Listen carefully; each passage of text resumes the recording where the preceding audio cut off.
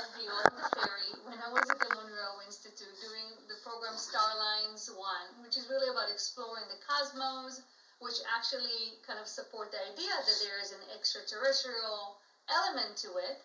And in one of the experiences, I believe we were maybe exploring Arcturus, but I'm not 100% sure. I had a flash vision of this woman with, I just saw the face, and her skin was green, but not the way we see it in movies. It looked much more realistic with different shades of green, like we can get reddish. Like it was different than I would expect based on what I've ever seen. And I kind of ignored it. I didn't know what to make of that experience. It was just a flash. And later in a different exercise, different meditation, it happened again, and it was the same face. I'm like, okay, there's something there. And when I came back from the second exercise, the second meditation where Viola flashed her image, I came back with the knowing that her name was Viola and that she was a fairy. And that was very strange for me. As much as I'm psychic and I'm a channel, I'm still somewhat of a skeptic, and I still think about things in a very scientific way. So it was just very strange for me. I didn't know what to do with it. And I went back home, and maybe 2 months, it took me 2 months of gaining up the courage, because I felt that Viola was an aspect of myself. So, and I shared that with my Sunday group, which is where I channel every Sunday. I do it on Zoom.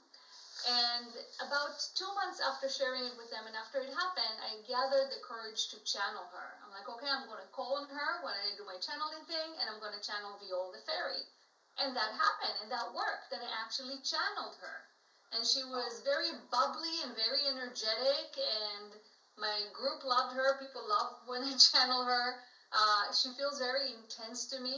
Like I said, she speaks fast, and she just has a lot of energy, intense but bubbly energy, which is very different than Hathor, who tends to be calmer, kind of more expansive and more like nurturing. So very different energies there.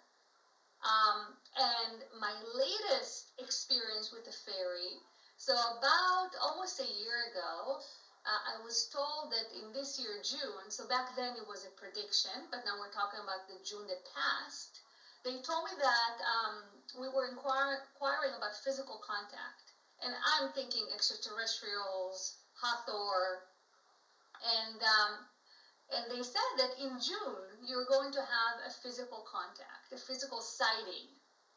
And they let me feel that it's not going to be exactly what I expect. But I didn't really know what to expect anyway. But I guess I was hoping it would be Hathor. Well, this past June, I was in a retreat in upstate New York. And the day after the retreat, at that point the retreat is finished, but I'm still with the people afterwards. Some of us stayed an extra night, so we're chatting the following day, and I'm sitting there talking to a woman, and we're like this close to each other. She's sitting across from me, maybe 2 feet, probably less, our faces. And all of a sudden, between us, this bright white ball of light, with geometrical shapes within it, so consider like wings, almost like dragonfly wings or even butterfly. You have those geometrical shapes. So like that, but it was sharper, and it was about this big, so maybe like a tennis ball, and it just flew between us, like right in front of my face. And usually when there are unusual things, first of all, it's usually not that close and that clear, and second of all, usually I'm the only one seeing it. But this time I could tell that she reacted. She went like this. And I'm like, oh, you saw that? And she's like, what is this? and my first response was a spirit. And then I tuned in, I'm like, it was a fairy! We just saw a fairy! And she's never seen anything, so her mind was completely blown, and she was so grateful because she's never seen anything unusual like this before. And the following day, she shared with me that that thing visited her at night in her bedroom, and it was flying around the bedroom, and at first she thought it was a lightning bug. You know, our minds start to rationalize everything. And then she realized that no lightning bug is this big. And after flying around a little bit, it just took off and disappeared from her room. Wow. Wow. How fun. That's amazing. So I have different layers of experiences with fairies, and it seems to be specific as a fairy, although there does seem to be some overlap with galactic connections.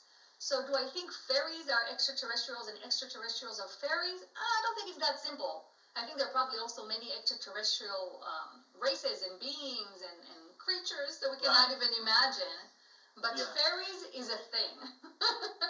That's all I can say. Definitely. Okay, so I have to ask, because behind your head, it looks, I know it's supposed to be a butterfly, but it looks like fairy wings on your head. Oh, Is that in the wall, or is it? No, it's a crystal. It's an amethyst. Yeah, it's an amethyst crystal on a stand.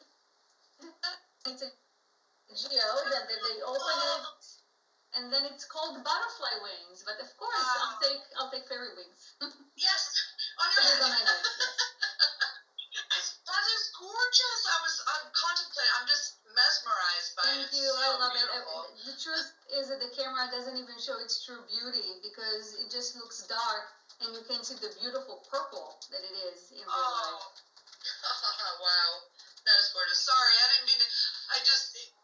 You kept talking about fairies, and I'm just like staring at your fairy wings behind you. So,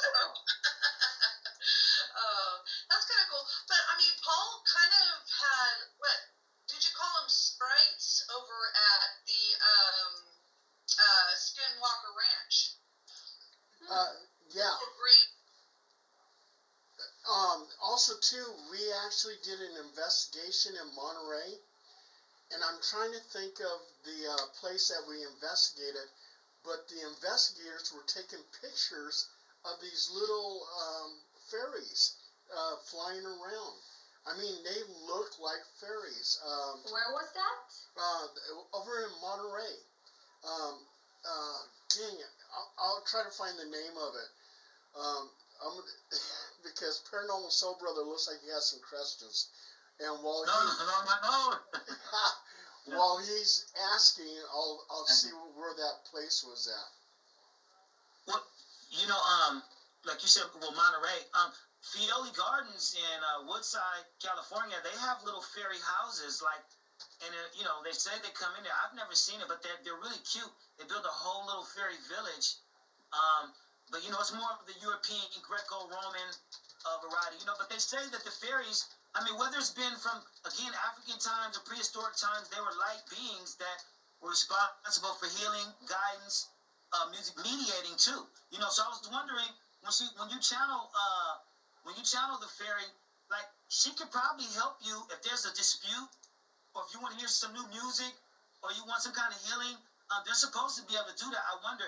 But before I ask you about that, the Temple of Hathor, the question that was burning me, Dr. Yafi, is that the stories that you saw, the tapestries and the paintings of mythology, do you think seeing any of those stories that predated the Bible or other faiths, did that do anything to you, or were you able to make any connections that that seem stronger than the spirituality in it than, say, the more modern books?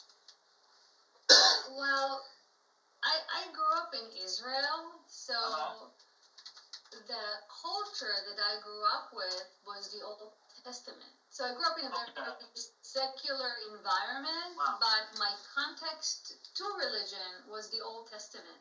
Wow. So I was used to really ancient stories, and the time seems similar of the two, but there's really no time because, for example, both stories talk about creation.